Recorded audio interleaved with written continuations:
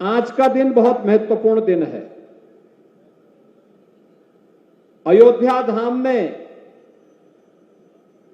22 जनवरी 2024 को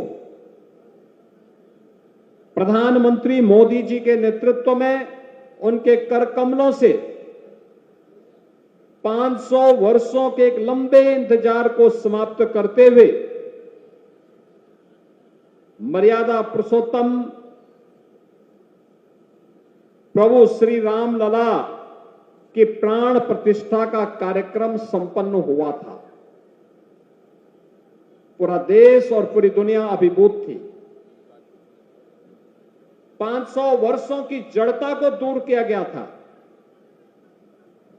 भारत का पुनर्वैभव देश के यशस्वी प्रधानमंत्री जी के कर कमलों से अयोध्या धाम में पुनर्स्थापित हुई थी और आज उसी की अगली कड़ी श्री राम जन्मभूमि अयोध्या धाम में भव्य राम दरबार की प्राण प्रतिष्ठा का कार्यक्रम संपन्न हुआ है।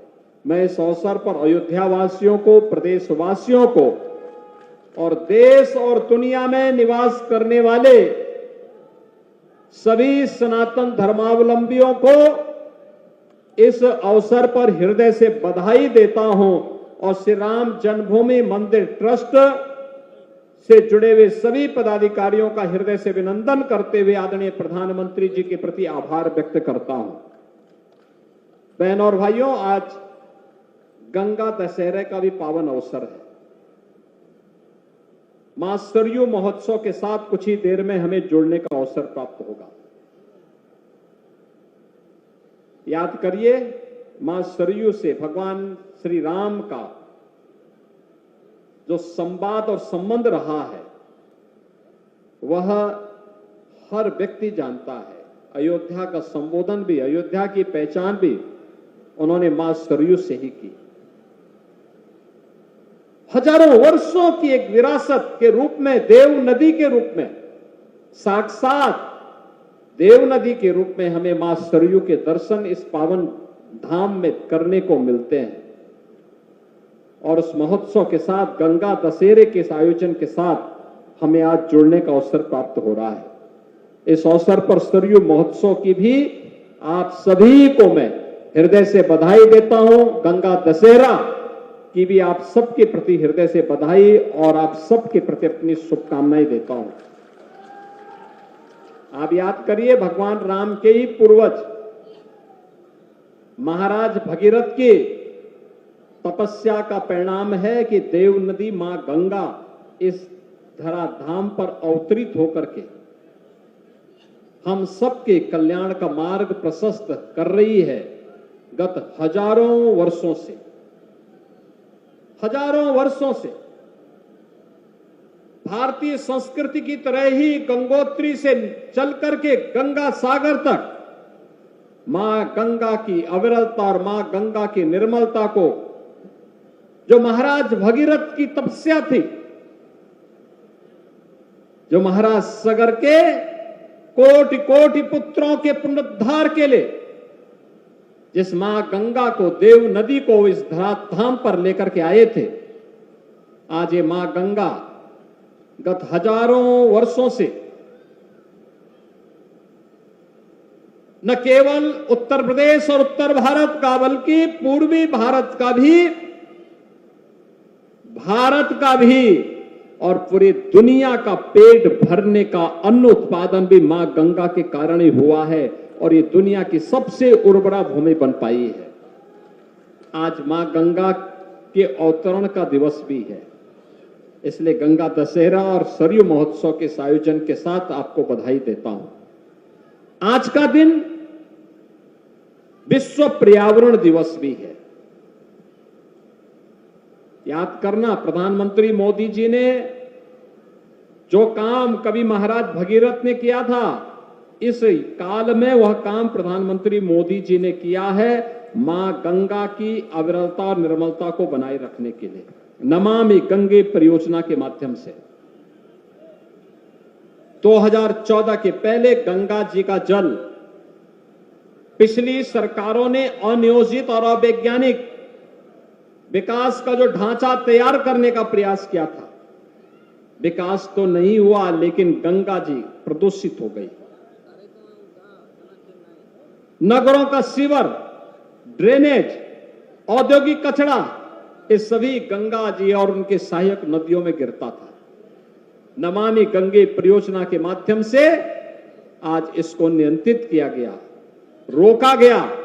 अब गंगा जी की धारा अविरल और निर्मल है और प्रयागराज महाकुंभ इसका सबसे बड़ा उदाहरण है कि 66 करोड़ श्रद्धालु प्रयागराज में आकर के इस बात का साक्षी बना है कि महाराज भगीरथ के सपनों को साकार करने के लिए प्रधानमंत्री मोदी जी की जो दिव्य साधना है, वह साधना आज हम सबके सामने अविरल और निर्मल गंगा के रूप में देखने को मिली है। और देश और दुनिया से आए हुए 66 करोड़ श्रद्धालुओं ने प्रयागराज की धरती पर उसका साक्षात दर्शन भी किए हैं। बहनों और भाइयों, एक पेड़ मां के नाम क्लाइमेट चेंज की समस्या का समाधान करने के लिए, बदलते हुए मौसम की करवटों को नियंत्रित करने के लिए, इस सृष्टि की रक्षा करने के लिए, पर्यावरण के बचाव के लिए पेड़ों का क्या महत्व हो सकता है। पर्यावरण को बचाने के लिए मोदी जी ने मां के साथ उसका संबंध जोड़ा है। अगर 144 करोड़ भारतवासी एक साथ एक पेड़ मां के नाम पर लगाना प्रारंभ कर दें, तो क्या पर्यावरण की संकट हमारे देश के अंदर आएगा? क्या हम पर्यावरण को क्षति न पहुंचाएं, उन नियमों का पालन करें जो पर्यावरणविद, शासन प्रशासन समय समय पर जिसे लागू करने का कार्य करता है। और आज ये मेरा सौभाग्य है कि वन विभाग के सहयोग से आज प्रातःकालीन सत्र में मुझे लखनऊ में मुख्यमंत्री आवास पर बेल का पेड़ लगाने का सौभाग्य प्राप्त हुआ था। और अभी मां सरयू के तट पर मुझे पुष्प वाटिका में यहां पर पीपल, पाकड़, नीम और नवग्रहों के पेड़ों को लगाने के इस आयोजन के साथ भागीदार बनने का अवसर प्राप्त हुआ है। बहनों और भाइयों, आज से कार्यक्रम प्रारंभ हुआ प्रदेश भर में। उत्तर प्रदेश वन विभाग ने तय किया है इस सत्र में 5 जून के बाद 23 जून को कार्यक्रम एक देश में एक प्रधान, एक विधान, एक निशान ही रहेगा। और यह उद्घोष भारत माता के महान सपूत डॉक्टर श्यामा प्रसाद मुखर्जी ने 1950 और 53 के बीच में उन्होंने उद्घोषणा की थी। डॉक्टर श्यामा प्रसाद मुखर्जी की इस उद्घोषणा के फलस्वरूप कश्मीर को बचाने के लिए उन्होंने अपने आप को बलिदान किया था।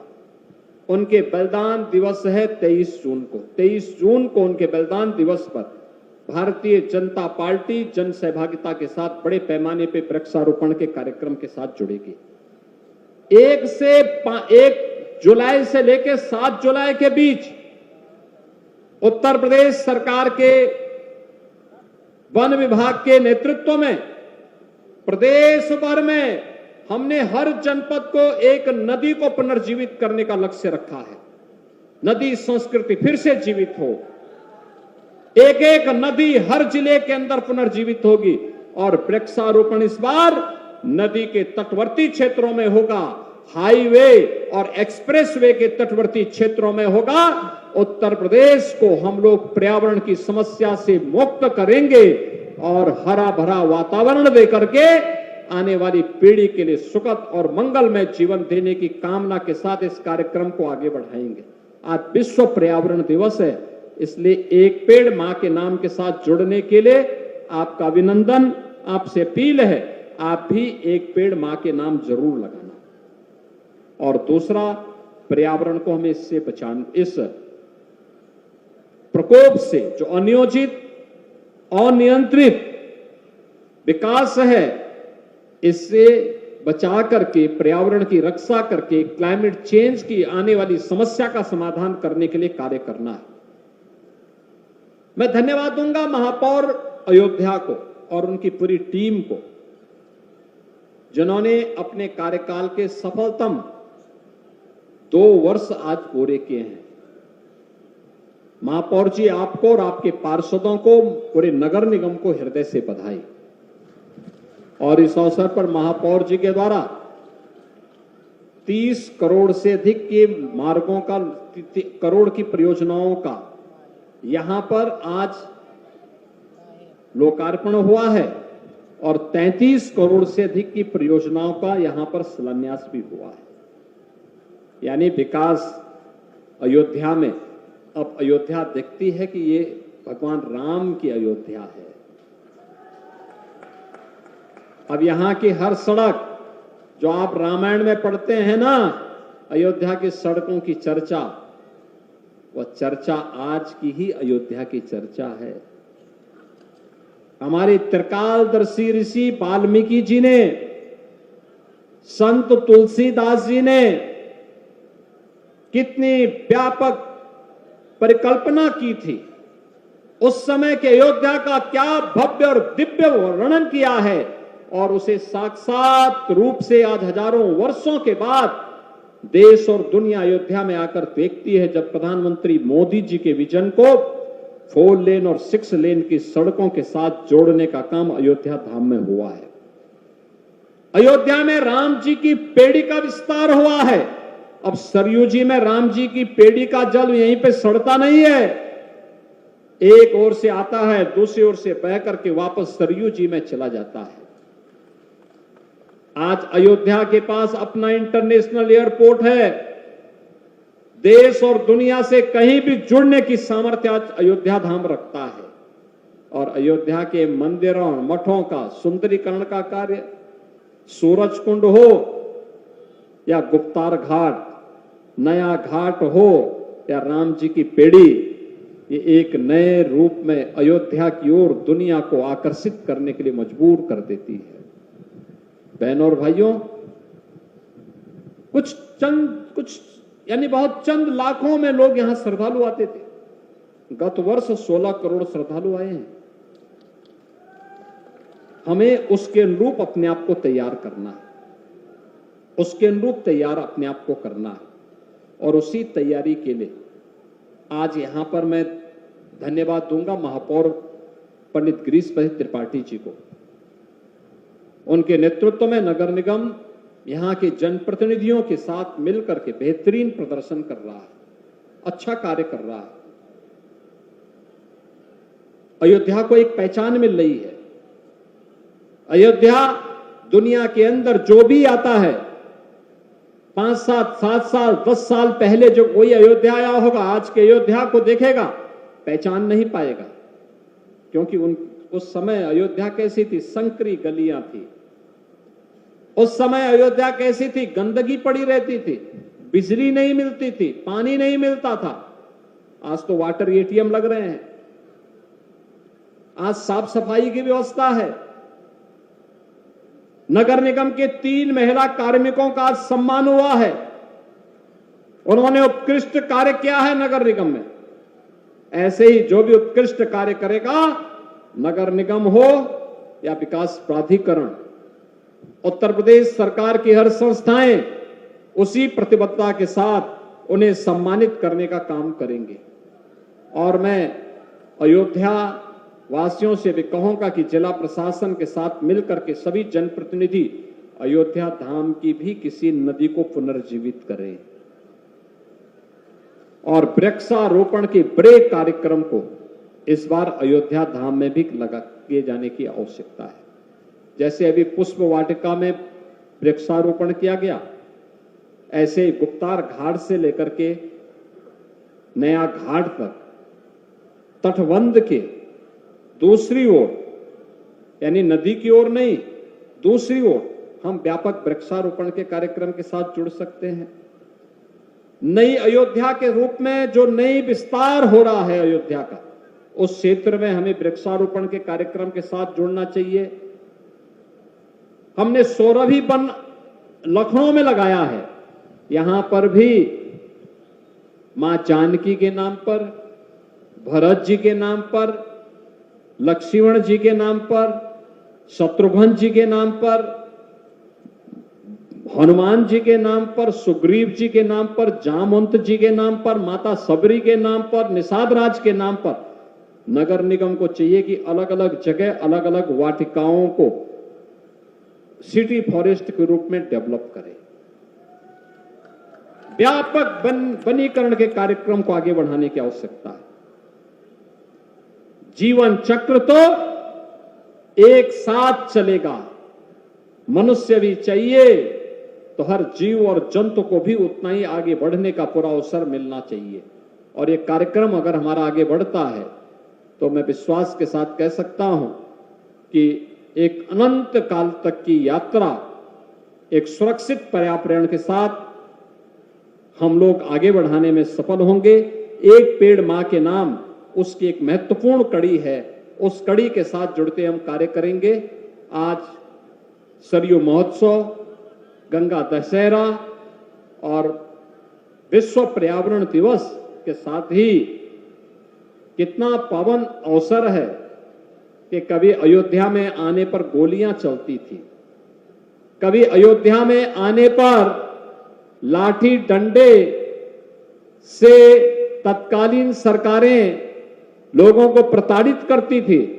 आज अयोध्या आने पर लोग पुष्प से आने वाले श्रद्धालुओं का, अतिथियों का स्वागत करते हैं और नगर निगम भव्य आयोजन के माध्यम से, ये वाटर एटीएम के माध्यम से शुद्ध आरओ का पानी उन्हें पिलाने का काम कर रहा है। आज नई अयोध्या दुनिया को अतिथि देवो भव का एक नया परिचय भी दे रही है।